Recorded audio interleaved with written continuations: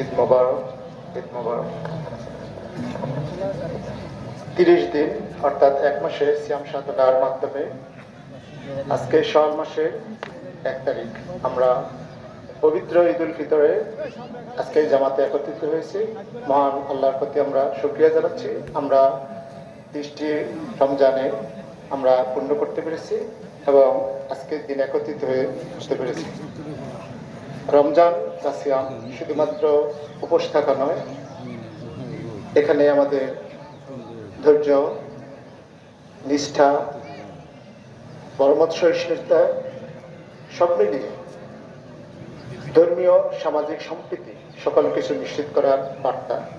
পাশাপাশি আমরা যেন সমাজে যারা বঞ্চিত নিগৃহীত মানুষ তাদের পাশে দাঁড়াতে পারি, সেই জন্য রমজানের বা সিয়ামের একটা মানবিক দিক রয়েছে, সেজন্য ফিতরা এবং জাকাতের বিষয়টি রয়েছে। আমরা সবাই ধর্মীয় সেই অনুশাসনগুলো অনুসরণ করব এবং এই রমজানের দীক্ষার মাধ্যমে মহান স্রষ্টা আমাদের সুযোগ দিয়েছে নতুন করে আবার একটি বছর শুরু করার।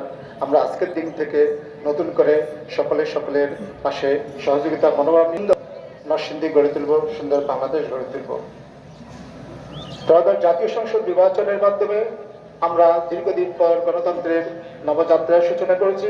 এই নবযাত্রার মাধ্যমে বর্তমান সরকার মহান রাসূলুল্লাহ সাল্লাল্লাহু আলাইহি সাল্লামের নির্দেশিত পন্থায় ন্যায় ভিত্তিক এবং সাম্যের সমাজ গঠনের এবং আইনি শাসনের মাধ্যমে সমাজ এবং রাষ্ট্র গঠনের প্রতিশ্রুতি দিয়েছে।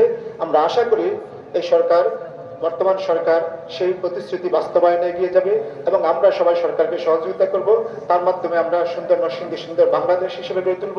সবাই আমরা ভালো থাকবো। আপনাদের সবার জন্য শুভকামনা রইল। সবার দীর্ঘায়ু ও সুন্দর ভবিষ্যৎ কামনা করি। সবাই ভালো থাকবেন। আল্লাহ হাফেজ। ঈদ মোবারক।